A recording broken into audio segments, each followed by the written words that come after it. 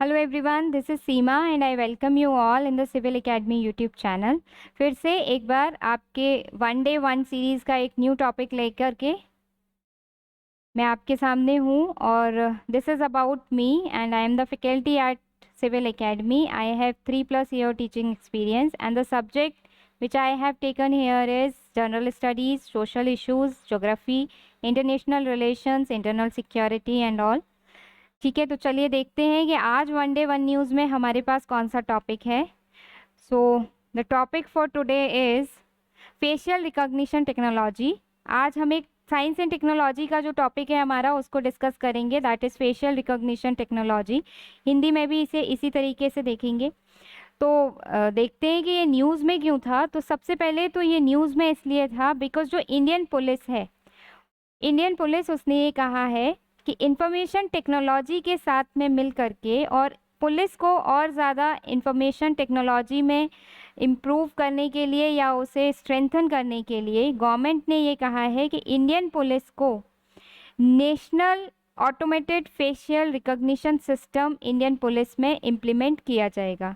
तो कॉन्टेक्स्ट ये है या न्यूज़ में क्यों आया था ये, इसलिए न्यूज़ में आया फेशियल रिकॉग्निशन टेक्नोलॉजी बिकॉज जो गवर्नमेंट ऑफ इंडिया है उसने ये कहा है कि इंडियन जो पुलिस है, इंडियन पुलिस को इंफॉर्मेशन टेक्नोलॉजी में स्ट्रेंथन करने के लिए, उसके वर्कलोड को कुछ कम करने के लिए एक national automated facial recognition system implement किया जाएगा जिससे कि आपका इंफॉर्मेशन टेक्नोलॉजी में जो पुलिस है वो और ज़्यादा स्ट्रेंथन हो सके. तो इसलिए ये न्यूज़ में था. अब how we will cover this topic from the prelims as well as mains point of view. तो देखते हैं कि हम किस तरीके से इसको कवर करेंगे. तो फर्स्टली वी विल सी कि इंट्रोडक्शन क्या मतलब होता क्या है, व्हाट इज़ एक्चुअली आपकी जो ये मतलब फेशियल रिकॉग्निशन टेक्नोलॉजी है ये एक्चुअल में है क्या. Then we will move to कि अदर टेक्निक्स जो बायोमेट्रिक्स से रिलेटेड हैं वो क्या क्या हैं और कौन कौन सी बायोमेट्रिक से रिलेटेड टेक्निक्स हैं. देन वी विल सी कि कैसे ये वर्क करता है, फेशियल रिकॉग्निशन जो टेक्नोलॉजी है वो किस तरीके से काम करता है. व्हाट इज़ द सिग्निफिकेंस, आखिर जो गवर्नमेंट ऑफ इंडिया ने कहा है कि इंडियन पुलिस जो है उसमें हम इसको लेकर के आएंगे, एक सिस्टम बनाएंगे, ऐसा फेशियल रिकॉग्निशन सिस्टम बनाया जाएगा. तो आखिर क्यों बनाया जाएगा, what is the significance for that technology. Now then we will see कि what are the challenges actually for this technology, कि अभी इसमें और क्या चैलेंजेस फेस करने पड़ेंगे बिकॉज ये नई टेक्नोलॉजी है एकदम. तो इंडिया के सामने इसके लिए क्या क्या चैलेंजेस आएंगे वो देखेंगे. And now then we will see कि what will be the way forward for this technology कि वो अच्छी तरीके से यहाँ पर काम कर सके. तो होल डिस्कशन जो हमारा होगा that will be based on these contents. So let's move forward, start with the topic. देखिए, जो फेशियल रिकॉग्निशन आपकी टेक्नोलॉजी है और फेशियल जो रिकॉग्निशन है ये क्या है, it is a way of identifying और confirming an individual's identity using their face. देखिए, नेम से ही पता चल रहा है कि उनके फेस को यूज़ करके हम उनकी आइडेंटिटी को कंफर्म करेंगे, उनकी पहचान को सुनिश्चित करेंगे. So that is the facial recognition technology basically. लेकिन क्योंकि इसके आगे टेक्नोलॉजी वर्ड लगा हुआ है तो ये बेसिकली किस पर बेस्ड होगी, आपकी इंफॉर्मेशन एंड कम्युनिकेशन टेक्नोलॉजी पे बेस्ड होगी. ठीक है, ये जो सिस्टम है, this system can be use to identify people in photos, videos और इन रियल टाइम. इसका मतलब ये है कि आप किसी को जब भी आइडेंटिफाई करते हैं या आप उसको देख पहचानते हैं, तो कैसे पहचानते हैं, आप जब उसे देखते हैं, कैसे, फोटो में देखेंगे, वीडियो में देखेंगे तब, या फिर सच में देखेंगे तब आप उसे रिकॉग्नाइज करते हैं, आप उसे पहचानते हैं. तो इस टेक्नोलॉजी में भी यही किया जाएगा कि लोगों को रिकॉग्नाइज किया जाएगा, कंफर्म की जाएगी उनकी आइडेंटिटी. कैसे, उनकी फ़ोटोज़ को देख के, उनकी वीडियोज़ को देख के और उनको रियल टाइम में देख के, बट थोड़े डिफरेंट वे में, एक अलग वे में इसमें हम उनका रिकॉग्निशन करते हैं जिससे कि रिकॉग्निशन एकदम इंश्योर हो, एकदम क्लियर रिकॉग्निशन हो और कोई अगर अपनी पहचान छुपाने की कोशिश कर रहा है तो उसको भी फाइंड आउट किया जा सके, उस चीज़ का इसमें ध्यान रखा जाएगा. ठीक, नेक्स्ट, जो आपका ये सिस्टम है facial recognition system is to be used by police pan India. एक बात यहाँ पे ध्यान रखेंगे कि इस सिस्टम को, जब ये सिस्टम बन जाएगा, डेवलप हो जाएगा, तब इस सिस्टम को पैन इंडिया जो है यूज़ किया जाएगा। पैन इंडिया का मीनिंग है कि होल, पूरे इंडिया के अंदर इस सिस्टम को लेकर आएंगे and will be issued by the national crime record bureau. और कौन इसे इशू करेगा इस सिस्टम को? नेशनल क्राइम रिकॉर्ड ब्यूरो इस सिस्टम को इशू करेगा। तो आपका जो मैंने आपको फर्स्ट स्लाइड में ही बताया था, ये जो है national automated facial recognition system, ये एक पैन इंडिया आपका प्रोग्राम है जो गवर्नमेंट ऑफ इंडिया लेकर के आएगी। और कौन इसे इशू करेगा? तो इशू करने वाली बॉडी है आपकी national crime record bureau. Because prelims में आपसे क्वेश्चन यहाँ पे बन सकता है कि recently NAFRS was in news. NAFRS, National Automated Facial Recognition System, was in news. It will be a pan-India. It will be a pan-India system, or it is restricted to, or it is limited to any one state. So you will be remember कि it's a pan-India initiative और पूरे India में चलेगा ये। And the body which will be issue this is national crime record bureau. ये भी ध्यान रखेंगे आप, बॉडी का नाम भी। It will be interlinked with other existing databases like crime and criminal tracking network and system, that is CCTNS, integrated criminal justice system और state specific database systems and खोया पाया पोर्टल। देखिए बेसिकली होगा क्या कि ये जो आपका NAFRS है, बेसिकली ये क्या है? National automated facial recognition system है। इसमें लोगों के फेसेस को रिकॉग्नाइज करके एक डेटाबेस प्रिपेयर किया जाएगा और इस डेटाबेस को इशू करने वाली बॉडी कौन सी होगी? नेशनल क्राइम रिकॉर्ड ब्यूरो जो इसको इशू करेगा। ठीक है, नेक्स्ट पॉइंट ये है कि ये जो आपका डेटाबेस प्रिपेयर किया है, किसने प्रिपेयर किया है? फेशियल रिकॉग्निशन सिस्टम से जो प्रिपेयर किया गया है ये डेटाबेस, इसको इंटरलिंक किया जाएगा, जोड़ा जाएगा दूसरे और अदर डेटाबेसेस से। कौन सा डेटाबेस? वो डेटाबेस जो crime and criminal tracking network के पास में है, इंटीग्रेटेड क्रिमिनल जस्टिस सिस्टम के पास में है, और जो स्टेट अपना अपना क्रिमिनल का डेटा या क्राइम्स का डेटा इकट्ठा करते हैं, मतलब क्रिमिनल्स का जो डेटा इकट्ठा करते हैं उसके साथ में इसे इंटीग्रेट किया जाएगा। प्लस एक पोर्टल जो गवर्नमेंट ने बनाया है, खोया पाया पोर्टल, उसके साथ में भी उसको इंटीग्रेट किया जाएगा, जिससे कि एक अच्छा खासा डेटाबेस बन जाए, सारी इन्फॉर्मेशन हमें एक ही कलेक्टिव एक जगह पर मिल जाए, सो दैट कि कभी भी अगर किसी क्रिमिनल के बारे में कोई इन्फॉर्मेशन चाहिए तो एक प्लेटफॉर्म खोला और सारी इन्फॉर्मेशन उसके बारे में हमें मिल सके। ठीक, ये एक इसका मेनली जो है वो एम होगा। नाउ अगर मैं बात करती हूँ अदर टेक्निक्स जो हम यूज़ करते हैं बायोमेट्रिक्स के लिए। देखिए बायोमेट्रिक्स क्या है? जो फेशियल रिकॉग्निशन है, it's a type of your biometric system, या एक तरीके से ये बायोमेट्रिक टेक्नोलॉजी पर बेस्ड है। क्यों हम इसे बायोमेट्रिक टेक्नोलॉजी कह रहे हैं? बिकॉज इसमें फेस के जो डिफरेंट ओरिएंटेशंस हैं, लाइक आपका फेस चिन पे कुछ और होगा, चिन बोन सबकी अलग अलग होती है, आईज का जो सबका स्ट्रक्चर होता है वो अलग होता है, तो इस तरीके से उसको रिकॉग्नाइज किया जाएगा और नोट किया जाएगा, जो स्पेसिफिसिटी है हर पर्सन की अलग अलग। तो इसे ही हम क्या कहते हैं? बायोमेट्रिक्स कहते हैं। बायोमेट्रिक्स मतलब आप किसी भी बायोलॉजिकल फीचर का यूज़ कर रहे हैं टू आइडेंटिफाई दैट पर्सन, उसे हम बोलते हैं बायोमेट्रिक्स। तो it's a kind of biometric technology. तो फेशियल रिकॉग्निशन एक तरीके से हमारी बायोमेट्रिक टेक्नोलॉजी है, जिसमें फेस का जो डिफरेंट ओरिएंटेशन है, लाइक अलग अलग तरीके के जो लोगों के फेस होते हैं, सबका अपना अलग अलग फेस होता है, उनको हमने एक आधार बनाया है पर्सन को आइडेंटिफाई करने के लिए। और इसको कैसे आइडेंटिफाई किया जाएगा कि लाइक मान लीजिए कि आपका जो मतलब फेस का ओरिएंटेशन है वो अलग होगा, किसी दूसरे का अलग होगा, तो वो डेटाबेस सेव कर लिया जाएगा, और जब भी कभी आपको आइडेंटिफाई करना होगा तो फिर उसी डेटाबेस का यूज़ किया जाएगा, और जिसके साथ में वो मैच करेगा, इसका मतलब कि आपके ही साथ में वो मैच करेगा। तो इस तरीके से ये पूरा जो काम है किया जाएगा।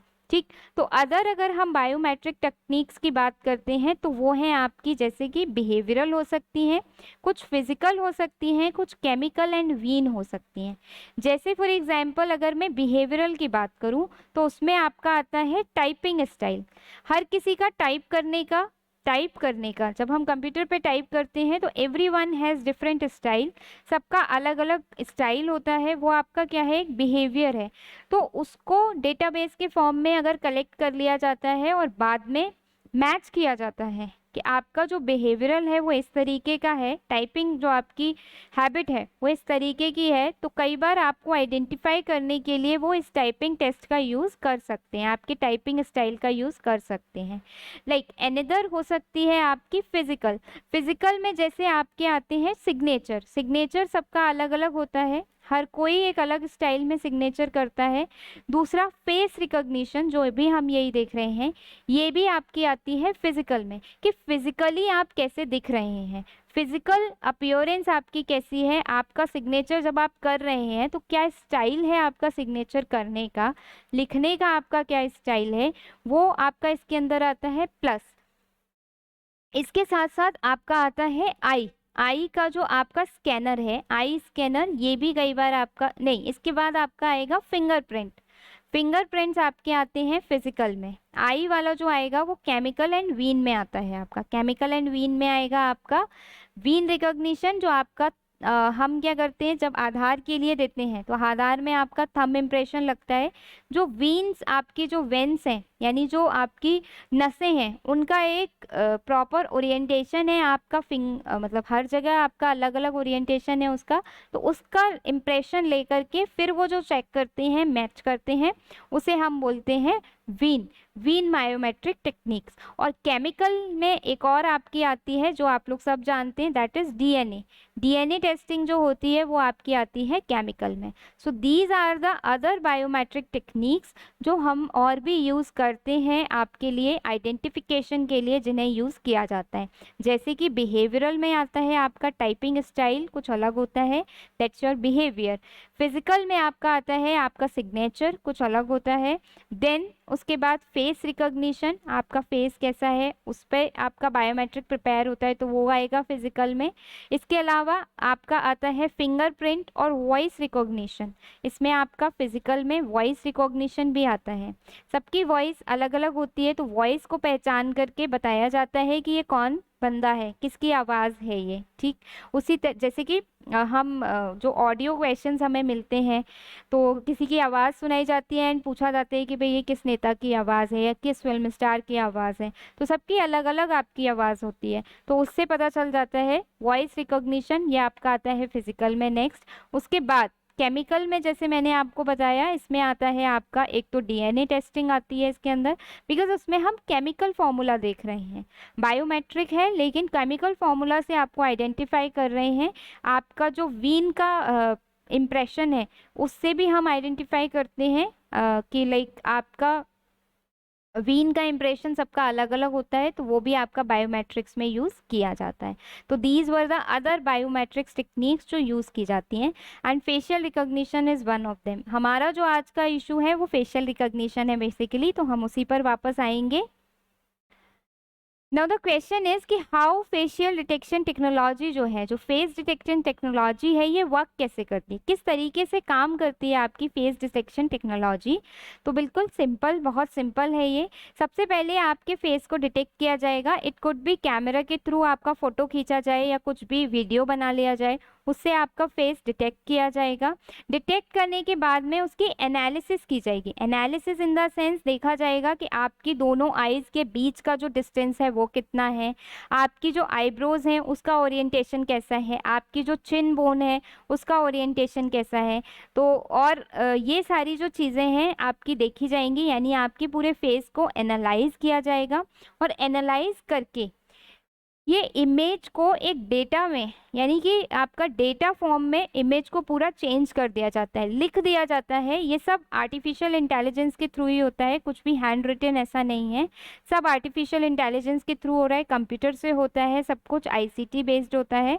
और ये एक आपका इमेज को डेटा में कन्वर्ट करके बना लिया जाता है। तो आपके पास में अब इमेज नहीं है, आपके पास में डेटा हो जाता है, जो इमेज को ही कन्वर्ट करके बनाया गया उसके इम्पॉर्टेंट फीचर्स को लिख करके। देन उसके बाद में होता है कि डिटेक्ट करना है कि ये जो फीचर्स हमें मिले हैं या ये जो डेटा हमें मिला है ये जिस फेस का मिला है क्या उससे कोई दूसरा फेस मैच करता है। तो फिर यहाँ पे होता है मैच फाइंड करना, फाइंडिंग अ मैच। देखिए एग्जाम्पल अगर हम लें, इसका किस चीज़ के लिए यूज़ होता है, समटाइम्स पर्सन अगर मिसिंग है कोई पर्सन, ठीक, उससे अपना फेशियल रिकॉग्निशन उसका हुआ है तो उसको उसका डेटा आपका सेव होगा। किसके पास में सेव होगा, एजेंसी के पास में उसका डेटा जो है वो सेव होगा। जो नेशनल ऑटोमेटेड रिकॉग्निशन सिस्टम है उसके पास में वो डेटा सेव होगा आपका फेस का रिकॉग्निशन का। जब डेटा आपका सेम है, मतलब सेव है उनके पास में, और समटाइम्स अगर हो सकता है कोई मिसिंग हो गया है, मिसिंग होने के बाद में अगर कोई उन्हें मिलता है, कोई बंदा मिलता है और ये आइडेंटिफाई नहीं हो पाता है क्या ये वही मिसिंग पर्सन है, या कोई डेड बॉडी मिलती है तो उन्हें आइडेंटिफाई करना है क्या ये वही मिसिंग पर्सन की डेड बॉडी है किसी और की। तो फिर वो क्या करेंगे कि उस डेड बॉडी का फेशियल रिकॉग्निशन करेंगे और उसे मैच कराएंगे अपने सारे डेटाबेसेस से, जो पूरे इंडिया के डेटाबेसेस हैं उनसे उसे मैच कराएंगे। तो दैट विल हेल्प कि भाई वो किसका बॉडी है, किसकी डेड बॉडी है वो। Same we do with the criminals. Criminals क्या होते हैं, बार बार अपना फेस चेंज करते हैं, अपने जो आइडेंटिटी होती है वो चेंज करते हैं, उसको छुपाने की कोशिश करते हैं, तो उसको फाइंड आउट करने में भी ये काफ़ी हेल्प करता है। ठीक, चलिए आगे चलते हैं। नो लेट अस सी कि ये वर्क किस तरीके से करती है। वैसे मैंने आपको समझा दिया है, बट यहाँ पर एक बार और देख लेते हैं इसमें होता क्या है। बेसिकली कि एक कंप्यूटर एल्गोरिथम मैप होता है, वो यूनिक होता है हर फेशियल लैंडमार्क के लिए। उसे हम क्या कहते हैं, बायोमेट्रिक डेटा कहते हैं। जैसे मैंने आपको बताया कि जो चीक बोन होती है उसका शेप सबके लिए अलग होता है, इट इज़ यूनिक। सबकी चीक बोन का जो शेप होगा वो अलग अलग होता है। सबके जो लिप्स होते हैं, लिप्स का सबका पैटर्न अलग होता है। Distance from forehead to chin, forehead से चिन का जो डिस्टेंस है वो सबका अलग अलग होता है। तो इन सारे आपके जो फेशियल लैंडमार्क्स हैं इनको कंप्यूटर अपने मतलब इमेज को रीड करके उसको डेटा में चेंज कर लेता है और इन्हें न्यूमेरिकल कोड, वही न्यूमेरिकल कोड्स बन जाते हैं, उसमें चेंज कर लेता है। और इस डेटा को हम कहते हैं फेस प्रिंट। एक्चुअली ये जो डेटा बन के तैयार होता है इसे हम कहते हैं फेस प्रिंट। तो ये जो फेस प्रिंट है ये आपका फिर सेव हो जाता है, जिसे यूज़ किया जाता है वेरिफिकेशन के लिए, आइडेंटिफिकेशन के लिए, इन सारी चीज़ों के लिए इसे यूज़ किया जाता है। ड्राइवर लाइसेंस जो है आपका उसके लिए भी बनाया जाता है इसको। पुलिस को बहुत ज़्यादा हेल्प होती है। तो मेनली जो इसका काम है वो यही है कि क्रिमिनल्स को फाइंड आउट कर सकते हैं इजीली इससे। ठीक, नाउ द एक दो सिग्निफिकेंस तो जो मैंने आपको बता दी है वो तो है ही, बाकी एक दो और हैं जिन्हें हम यहाँ पर देख लेते हैं। मेनली जो सिग्निफिकेंस है देखिए यहाँ पर है कि इससे प्रोसेसिंग जो है वो बहुत फास्ट हो जाती है। रीज़न इज़ कि अगर हम इंडिया का पुलिस सिस्टम देखें तो अबाउट 110 पर्सन्स आते हैं एक कांस्टेबल के सामने। लाइक एक कांस्टेबल पर 110 लोग होते हैं जिनका उसे रिकॉग्निशन और सारी चीज़ें जो इन्वेस्टिगेशन के दौरान उसे करनी पड़ती हैं। ठीक, अब एक कांस्टेबल 110 लोगों का रिकॉग्निशन कैसे कर पाएगा इतनी जल्दी। तो अगर उसके पास में ये टेक्नोलॉजी है तो सिंपल क्या करेगा कि अगर क्रिमिनल है तो उसे, मान लीजिए कि क्रिमिनल का रिकॉर्ड उसे चेक करना है, तो वो सिंपल उसका फेशियल रिकॉग्निशन डालेगा, डेटा डालेगा और बस उसे सर्च पे लगा देगा। तो वो पूरे जितने भी, इवन 110 लोग भी नहीं जिनसे भी उसे मैच कराना है, सबसे उसका एक बार में मैच कर जाएगा। तो उससे होता ये है कि जो प्रोसेस है वो फास्ट हो जाती है। अभी देखिए मिसिंग कंप्लेन को फाइंड आउट करने का क्या होता है।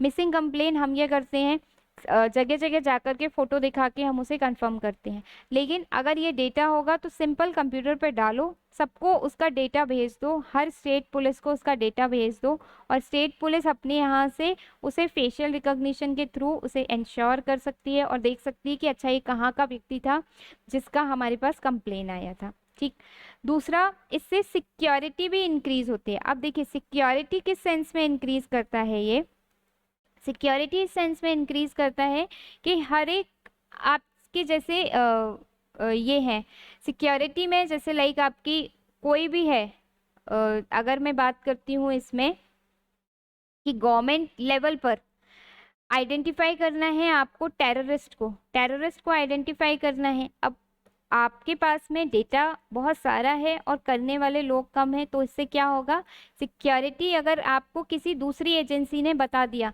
कि भाई ये जो है ये फेशियल रिकॉग्निशन है फला फला टेररिस्ट का, तो आप अपने यहाँ पे उसे मतलब मैच करने के लिए लगा देंगे।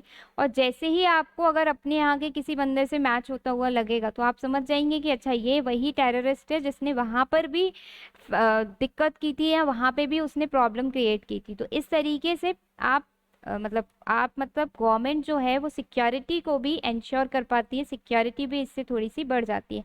जैसे फॉर एग्जांपल कि अगर मान लीजिए कि कोई क्राइम करके श्रीलंका में उसने क्राइम किया और हमारे यहाँ पर आकर के छुपने की कोशिश करता है।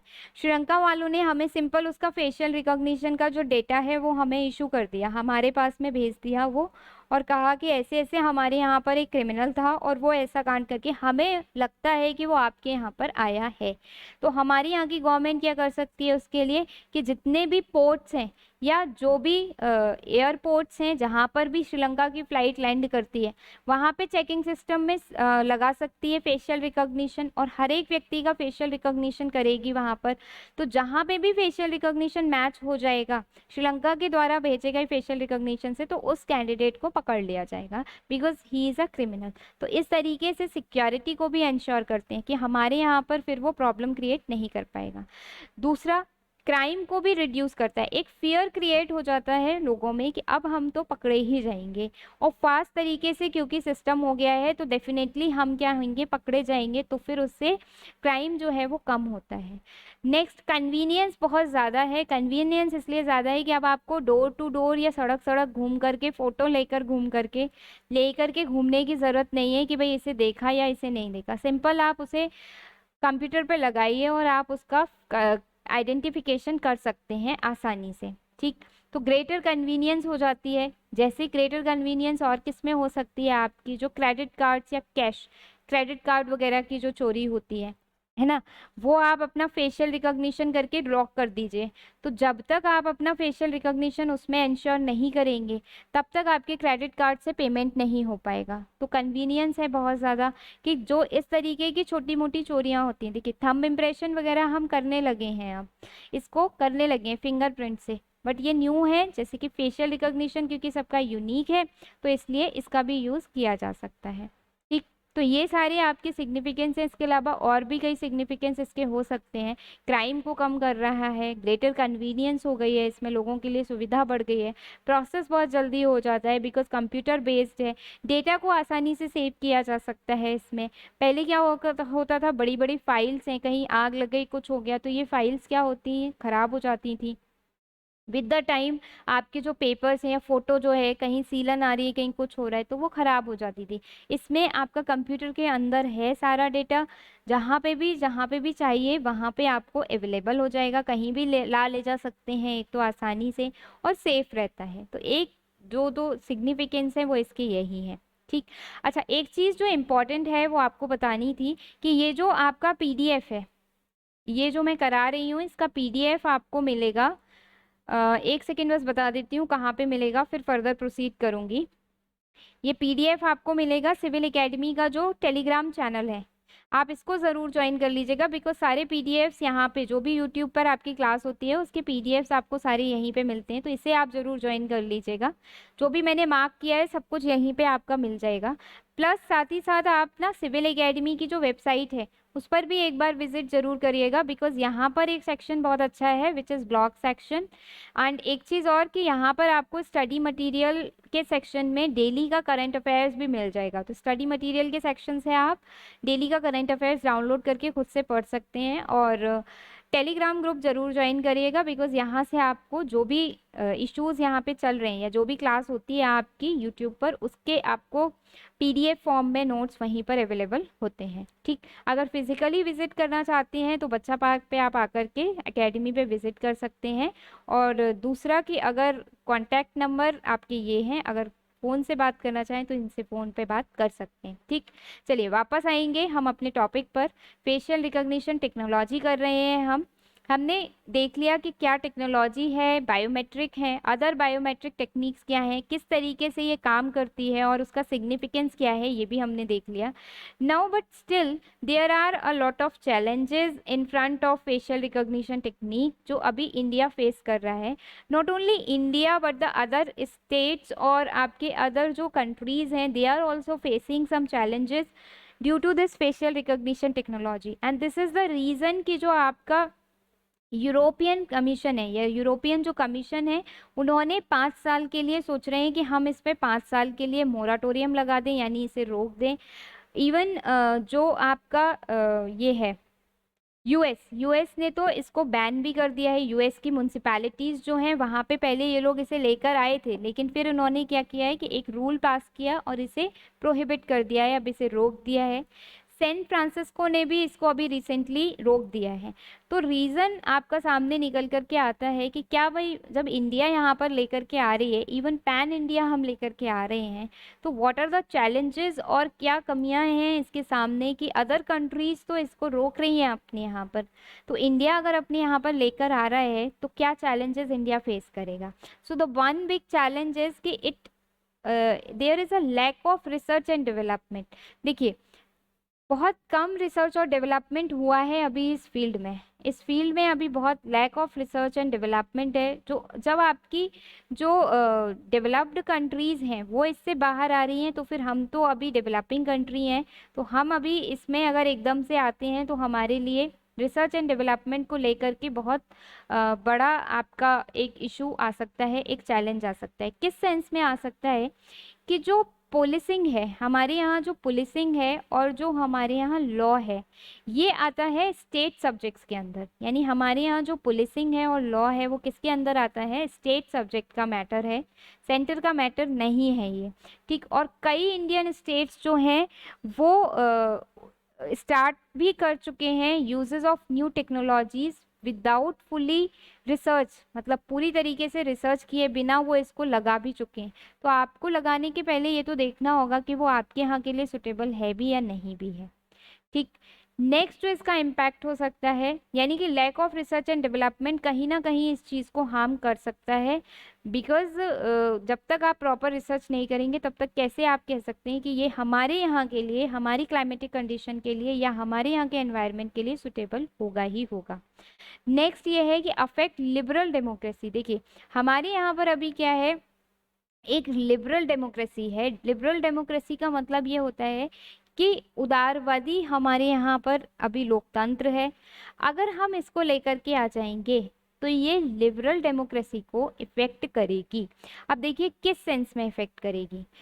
डिफरेंट जाहिर सी बात है कि इससे इंडिपेंडेंसी जो है वो हार्म करेगी. आपको हमेशा डर रहेगा, छोटा सा भी कुछ भी करने में आपको डर रहेगा कि आप फौरन पकड़ लिए जाएंगे.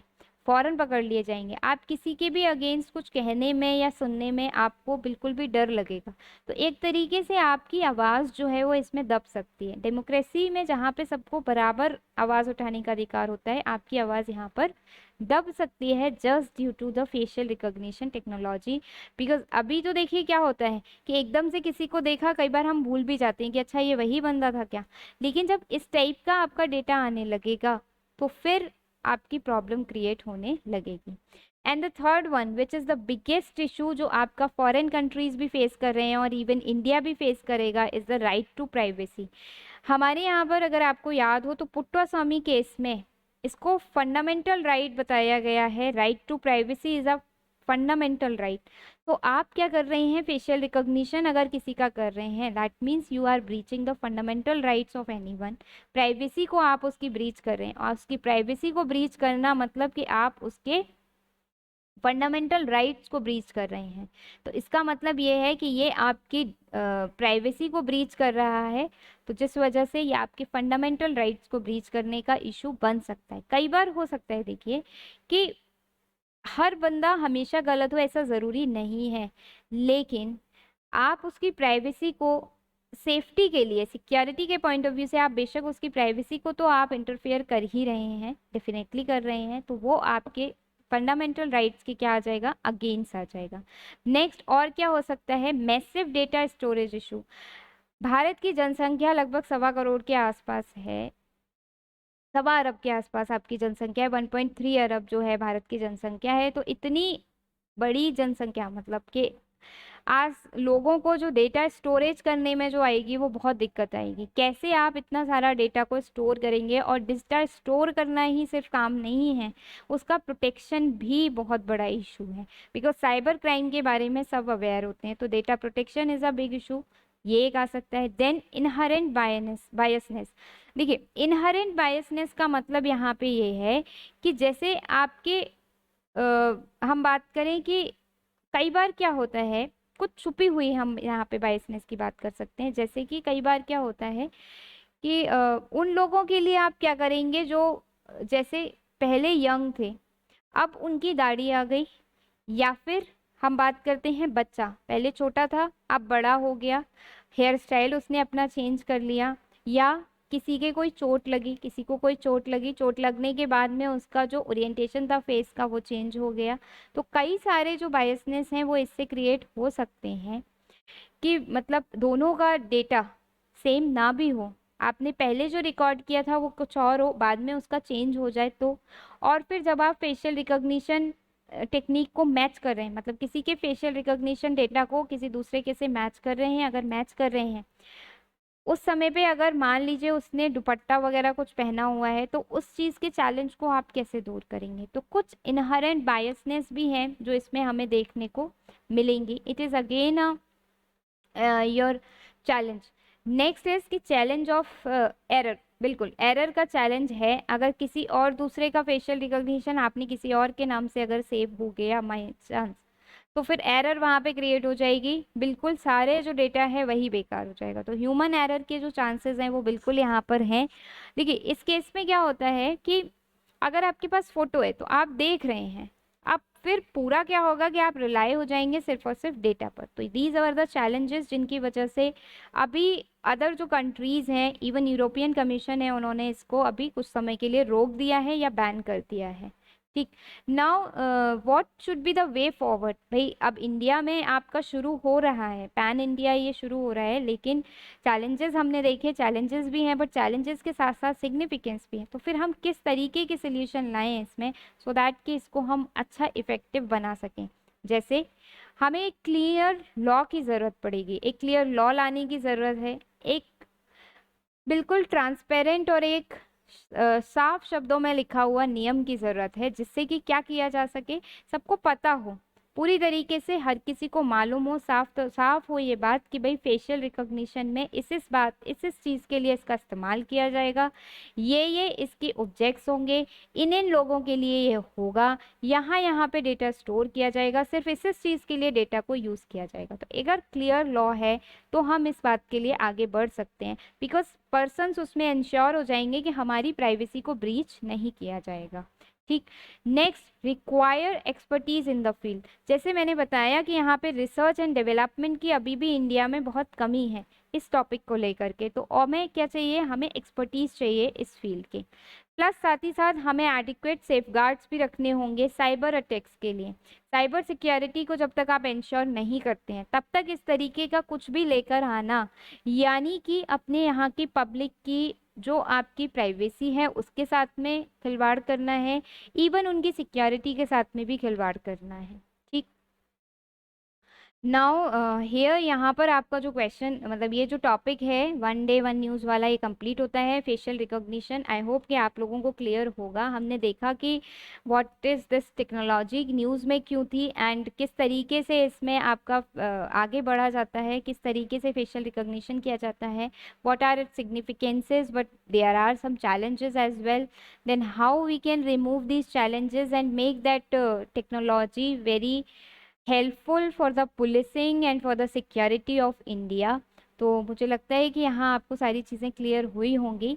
इफ़ येस तो let us attempt that question and answer the question. Consider the following statement about facial recognition technology. Facial recognition technology के बारे में कुछ स्टेटमेंट दिए गए हैं जिन्हें हमें यहाँ पर बताना है। First, it is a biometric technology. Yes, this is true. It is a biometric technology because in that face के जो डिफरेंट ओरिएंटेशंस हैं उनका यूज़ किया जाता है। Now next, it uses distinctive features of face to identify an individual. Yes, it is also true. तो बहुत simple सा क्वेश्चन था जिससे रिलेटेड था। ठीक, तो आप लोग इसका आंसर लगाएंगे। Both 1 and 2 will be the correct. So C will be the answer of this question. So that's all for today one day one news. I hope आप लोगों को ये समझ में आया होगा. Thank you so much and have a nice day. अगर आपको समझ में आया तो इसे शेयर करें, लाइक करें, सब्सक्राइब करें। फिर एक नई न्यूज़ के साथ अगले दिन फिर से मिलेंगे। Thank you so much.